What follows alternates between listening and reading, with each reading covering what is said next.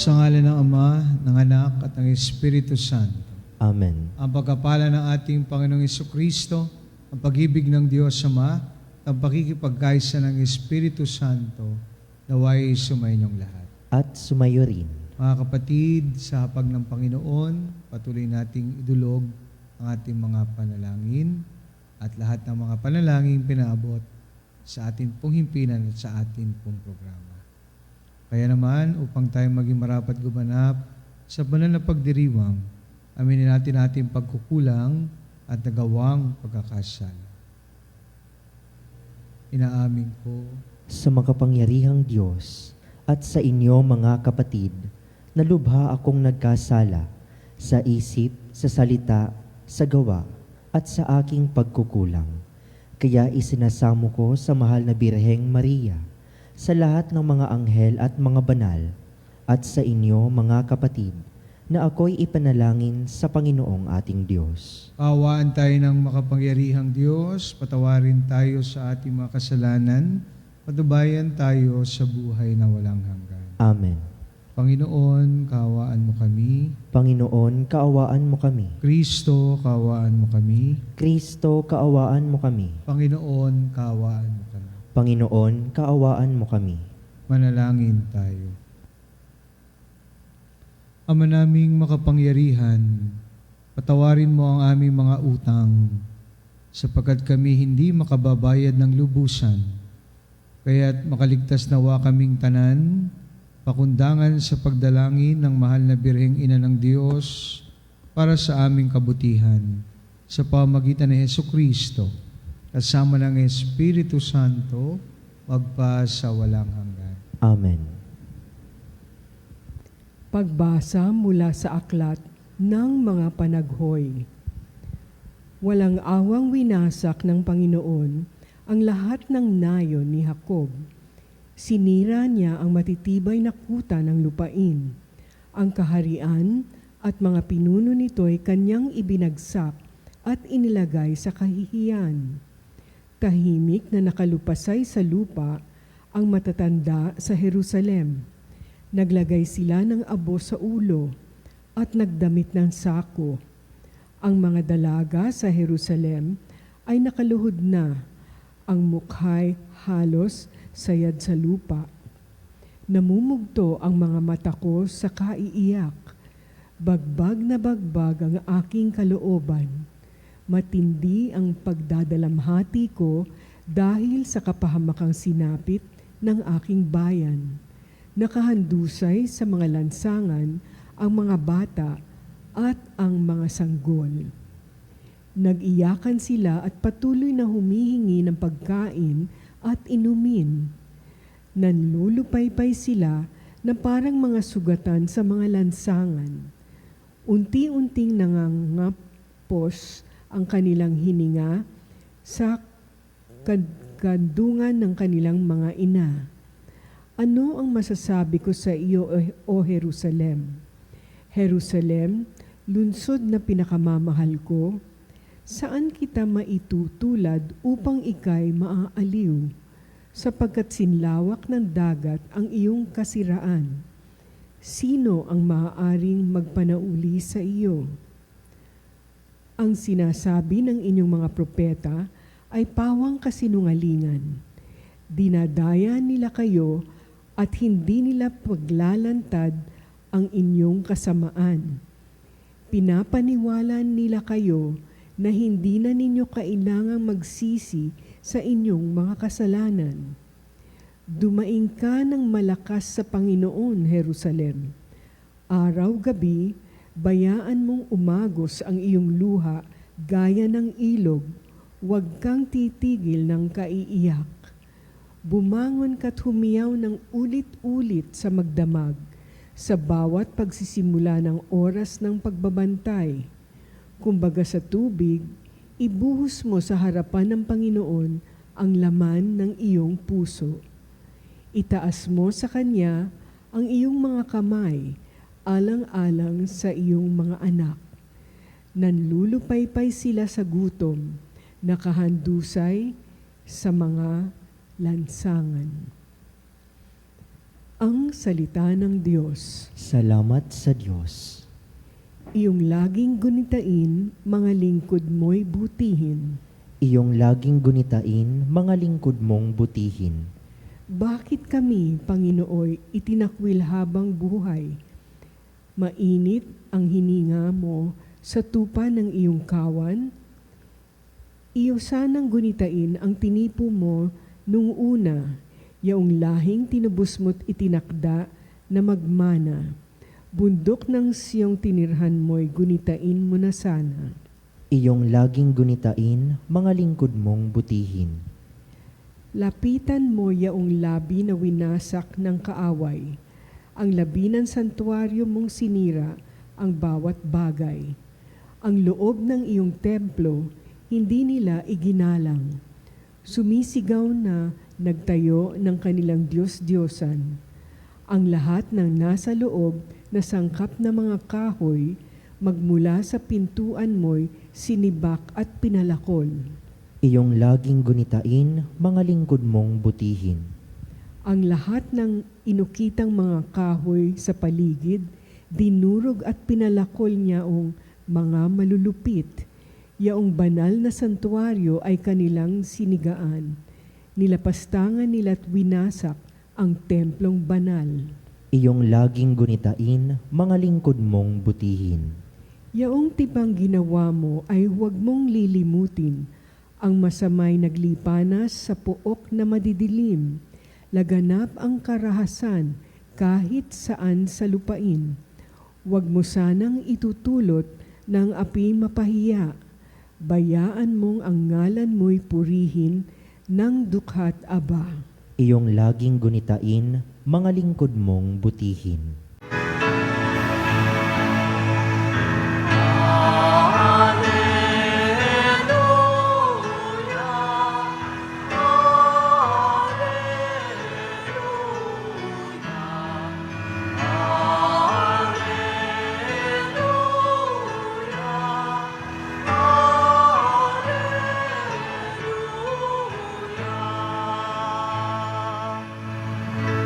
Sa daigdig ay laganap, liwanag na sumisikat, salitang buhay ng lahat. Alleluia, Alleluia.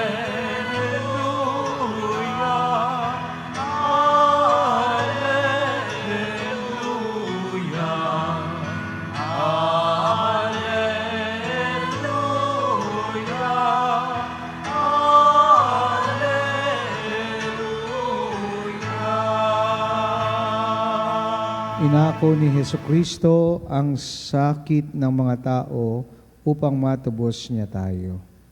Sumainyo ang Panginoon. At sumayo rin. Ang mabuting balita ng Panginoon ayon kay San Mateo. Papuri sa iyo, Panginoon.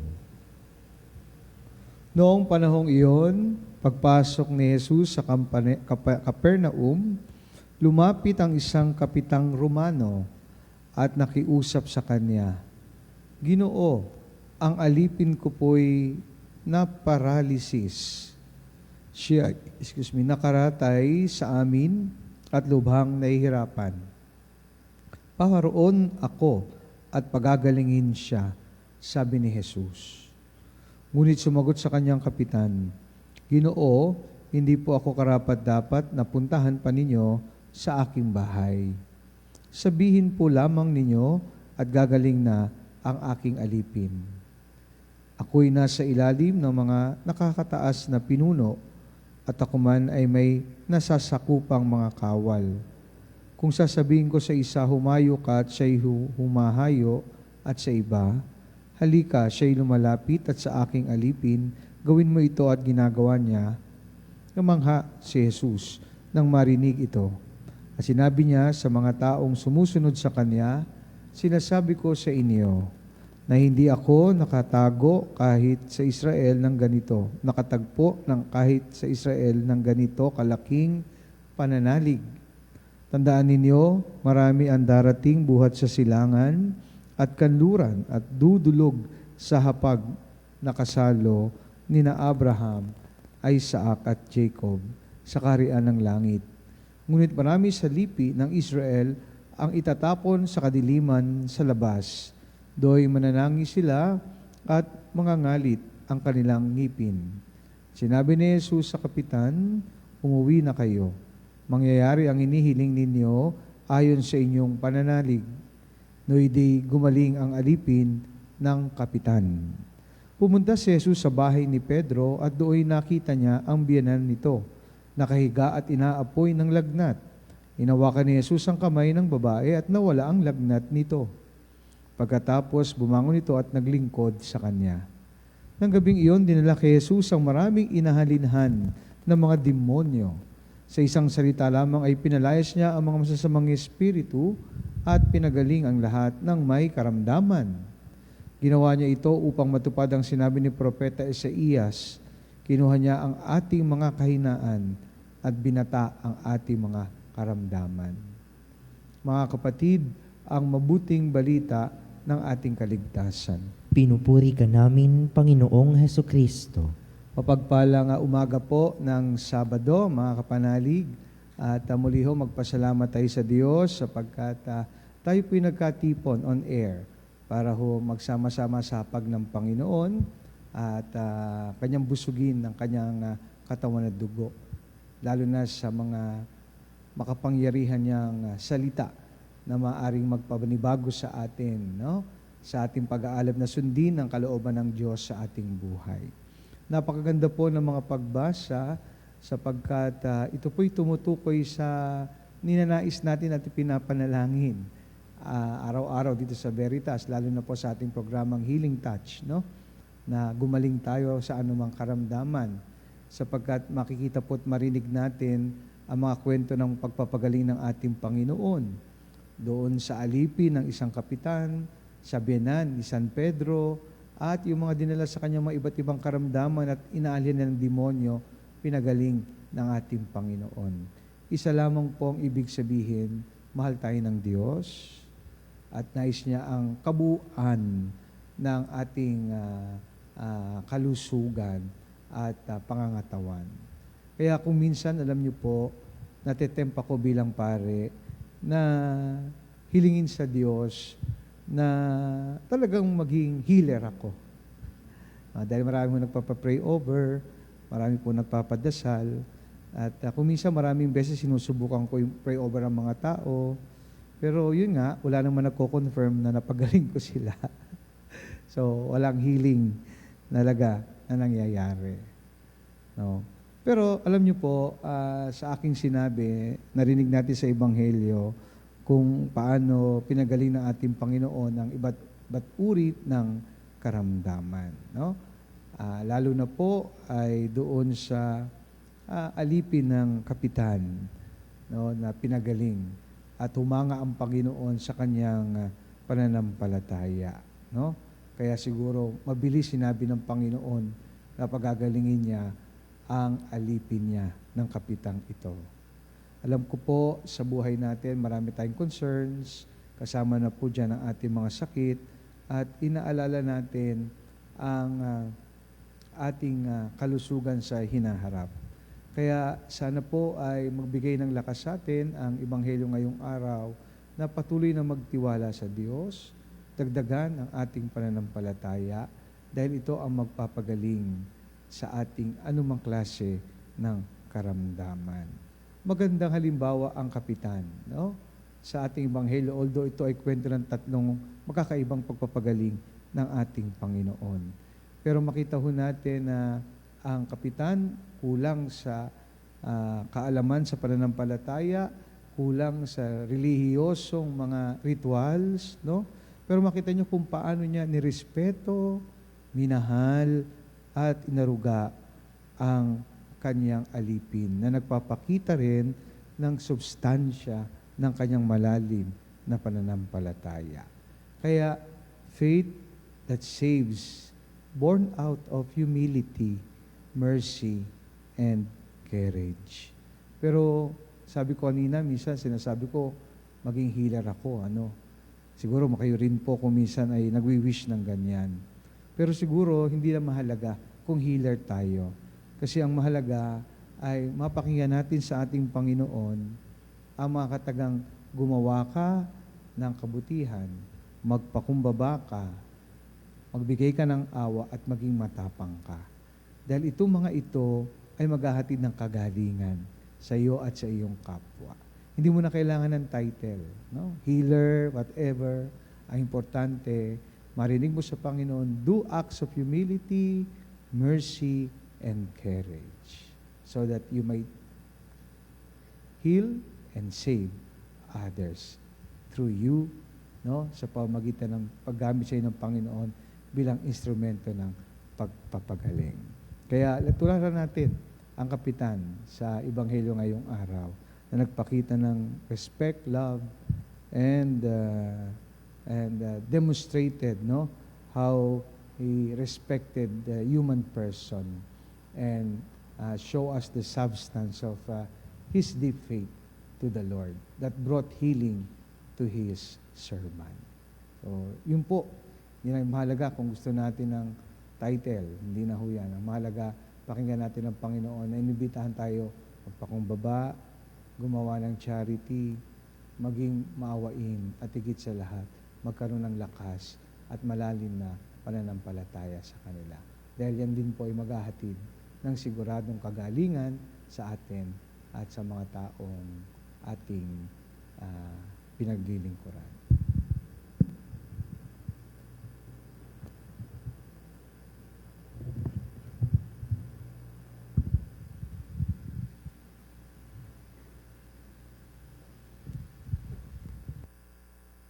Tulad ng matatag na pananampalataya ng senturyon, lumapit tayo sa Panginoong Hesus at manalangin tayo sa Kanya para sa pangangailangan ng simbahan at ng sandaigdigan. Panginoon, dinggin mo ang aming panalangin. Panginoon, dinggin mo ang aming panalangin. Ang simbahan, naway hindi ituring saan man ang sinumang bilang banyaga o dayuhan. Manalangin tayo sa Panginoon. Panginoon, dinggin mo ang aming panalangin. Ang mga namumuno sa ating bahay pamayanan, naway ituring ang bawat tao ng may katarungan at pagkakapantay-pantay. Manalangin tayo sa Panginoon. Panginoon, dinggin mo ang aming panalangin.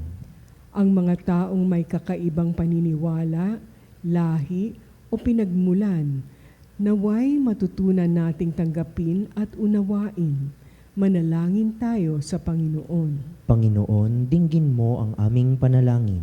Ang mga matatanda, mga nalulumbay at mga may sakit, naway tumanggap ng kasiyahan ng pag-ibig ng Diyos sa oras ng kanilang pangangailangan. Manalangin tayo sa Panginoon. Panginoon, dinggin mo ang aming panalangin. Ang ating mga yumaong kapatid, naway tanggapin sa kaharian ng buhay na walang hanggan. Manalangin tayo sa Panginoon. Panginoon, dinggin mo ang aming panalangin. Sa ilang sandali ng katahimikan, ipanalangin natin ang kagalingan at natatanging kahilingan ng ating mga Eucharistic advocates.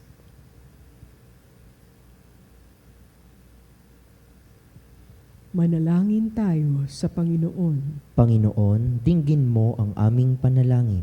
Ama ng sangkatauhan, tinanggap ng iyong anak ang pananampalataya ng senturyon na lumapit sa kanya ng may pagpapakumbaba at pananalig. Pakita mo sa amin ang iyong kagandahang loob. Ngayon kami ay nananalangin sa pamamagitan ni Kristong aming Panginoon. Amen.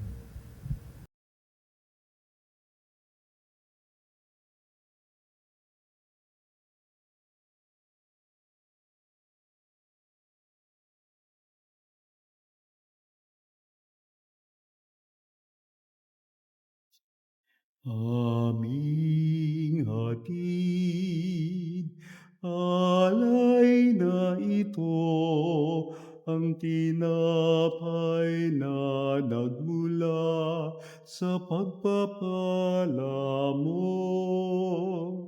At tanggapin ang alak na ito, inuming inihain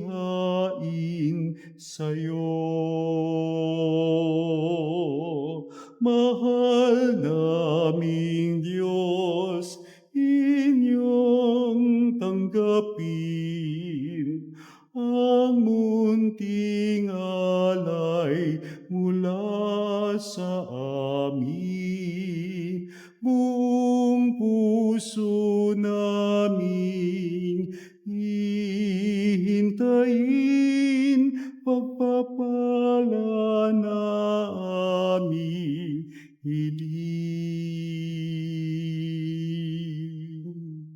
Manalangin kayo mga kapatid upang itong ating paghahain ay kalugdan ng Diyos sa mga makapangyarihan. Tanggapin nawa ng Panginoon itong paghahain sa iyong mga kamay sa kapurihan niya at karangalan sa ating kapakinabangan at sa buong sambayanan niyang banal. Ama naming lumikha, sa iyong nakatawang taong anak, ay tumulong nawa sa aming ginagawa upang siya na ininuwal ni Maria, nang di bumawas kundi lalo pang nagpaganap sa pagkabirhen, ay magpaging dapat na kalugdan mo ang aming paghahain sa kapagpapatawad ng mga kasalanan, sapagkat siya ang Panginoong kasama mo at ang Espiritu Santo magpasawalang hanggan. Amen. Sumainyo ang Panginoon, At sumayo rin, taas sa Diyos ang inyong puso at diwa. itinaas na namin sa Panginoon. Pasalamatan natin ang Panginoong ating Diyos. Marapat na siya ay pasalamatan. Ama naming makapangyarihan, tunay nga marapat na ikaw ay aming pasalamatan. Bukod mong pinagpalang maging ina ni Hesukristo, ang mahal na birheng nagpupurit nagagalak sa iyo. Ikaw ang gumawa ng tanang dakilang bagay, ikaw ang lumingap sa lahat kailanman. Nilingap mo ang mahal na birhen bilang iyong abang alipin na iyong binigyan ng tungkuling kumalinga sa anak mong manunubos namin. Kaya kaysa ng mga anghel, nagsisiawit ng papuri sa iyo na walang humpay sa kalangitan. Kami nagbubunyi sa iyong kadakilaan.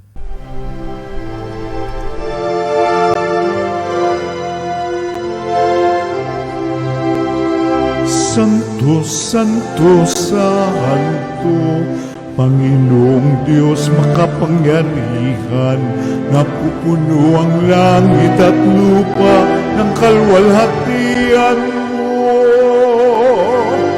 Hosana sa kaitaasan, pinagpalang na paririto sa ngalan ng Panginoon. Hosana sa kaitaasan.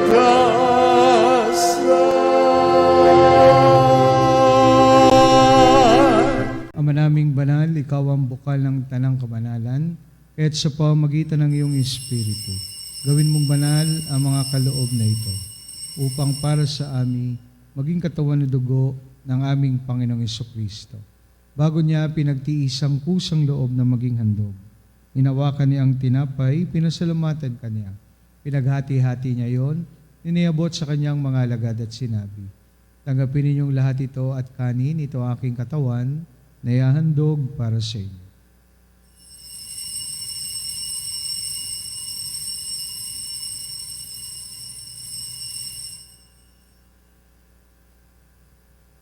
Kaya hindi naman nung matapos ang hapunan, inawakan niya ang kalis, muli kanyang pinasalamatan. Iniabot niya ang kalis sa kanyang mga alagad at sinabi, tanggapin ninyong lahat ito at inumin, ito ang kalis ng aking dugo, ng bago at walang hanggang tipan, aking dugo na ibubuhos para sa inyo at para sa lahat, sa kapagpapatawad ng mga kasalanan. Gawin ninyo ito sa pag-alala sa akin.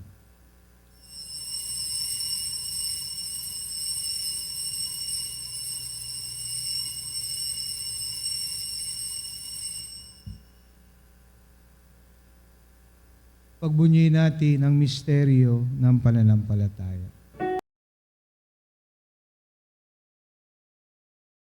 Sa krus mo at pagkabuhay, kami natubos mong tunay. Poong Jesus, naming mahal, iligtas mo kaming tanan. Poong Jesus, naming mahal, ngayon at magpakailanman. Ama, ginagawa namin ngayon ang pag-alala sa pagkamatay at muling pagkabuhay ng iyong anak. Kaya tinaalay namin sa iyo ang tinapay na nagbibigay buhay at ang kalis na nagkakalob ng kaligtasan. Kami nagpapasalamat dahil kami yung minarapat na tumayo sa harap mo para maglingkod sa iyo. Sinasamo namin kami magsalo-salo sa katawan at dugo ni Kristo ay mabuklod sa pagkakaisa sa pamamagitan ng Espiritu Santo.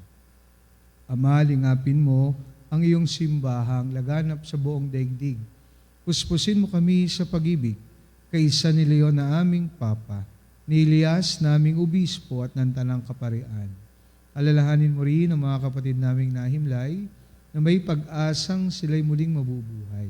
Gayon din ang lahat ng mga pumanaw. Awaan mo sila at patuloyin sa iyong kaliwanagan. Kaawaan mo at maging tapatin kaming lahat na makasalo sa iyong buhay na walang wakas. Kaysa na Malabirheng Maria na ina ng Diyos, ng kabiyak ng puso niyang si San Jose, kaysa ng mga apostol at ang lahat ng mga banal na namuhay dito sa daigdig ng kalugod-lugod sa iyo. May pagdiwang nawa namin ang pagpupuri sa ikararangal mo sa pamamagitan ng iyong anak na aming Panginoong Heso Kristo. Sa pamamagitan ni Kristo, kasama niya at sa Kanya, ang lahat ng parangal at papuri ay sa iyo. Diyos amang makapangyarihan, kasama ng Espiritu Santo, magpa sa walang hanggan. Amen.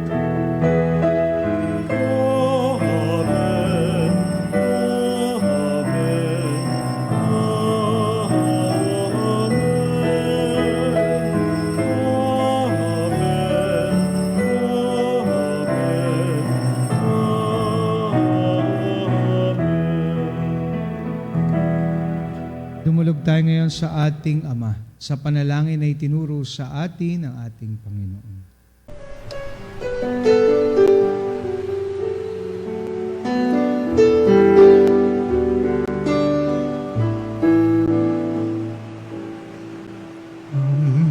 Namin sumasalang ka, sambahin ang ngalan mo,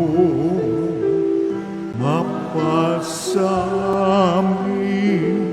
ang kaharian mo, sundin ang loob mo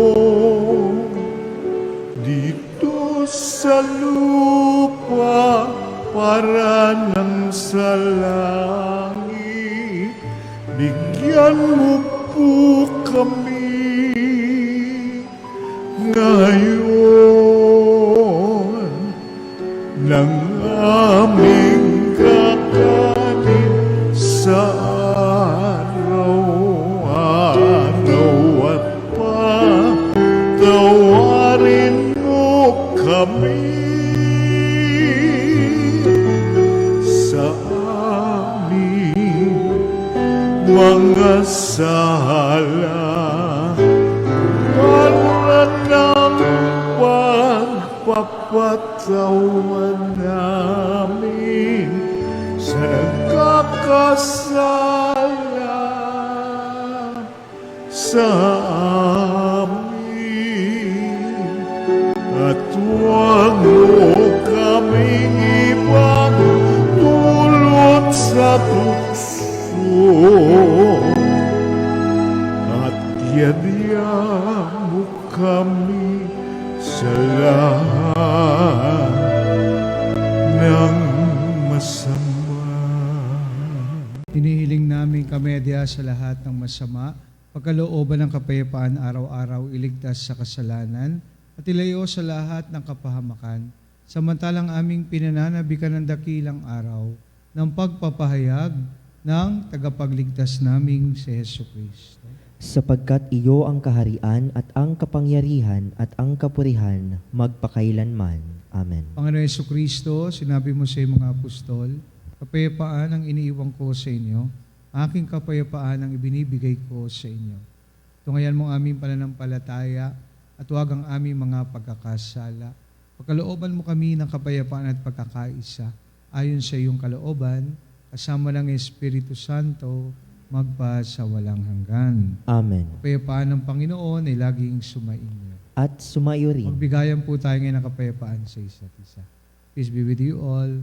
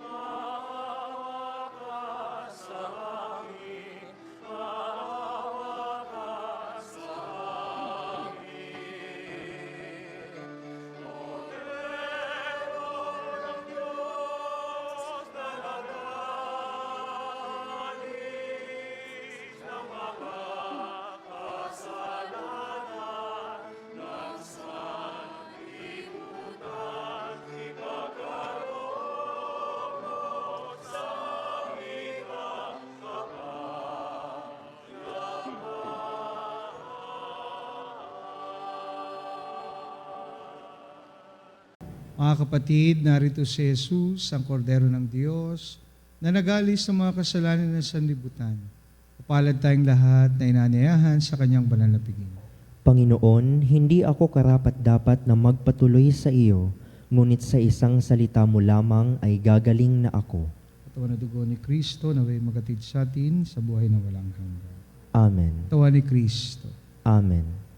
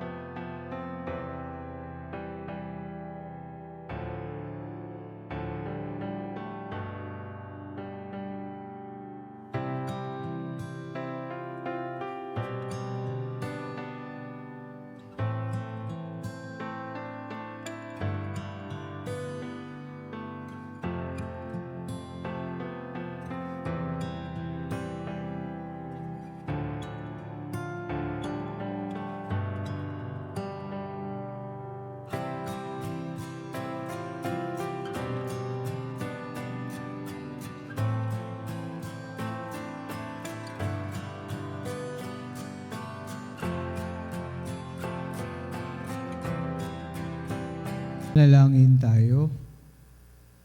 Ama naming mapagmahal, sa pagsasalo namin sa banal na pakikinabang, ang iyong kagandahang loob ay aming hinihiling upang ang pagpaparangal namin sa mahal na Birhen at pagtulad namin sa Kanya ay magpaging dapat na aming paglingkuran ang pagganap na sa kaloob mong kaligtasan. Sa pamamagitan ni Hesukristo, kasama ng Espiritu Santo, magpa sa walang hanggan. Amen. Sumainyo ang Panginoon. At sumayo rin. Pagpalain po kayo ng makapangyarihang Diyos, Ama, Anak, at Espiritu Santo. Amen. Tapos ng banal na misa, umayo tayo sa pag-ibig at kapayapaan ni Kristo. Salamat sa Diyos. Nuestro Padre Jesus Nazareno, sinasamba ka namin, pinipintungo ka namin, aral mo ang aming buhay at kaligtasan.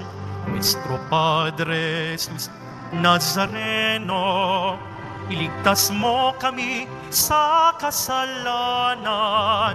Ang krus mong kinamatayan ay sagisag ng aming kaligtasan. Nuestro Padre Jesus Nazareno, dinarangal ka na amin. Nuestro Padre Jesus Nazareno, nilulwalhati ka namin. Nuestro Padre Jesus Nazareno, dinarangal ka na amin. Nuestro Padre Jesus Nazareno, nilulwalhati ka namin.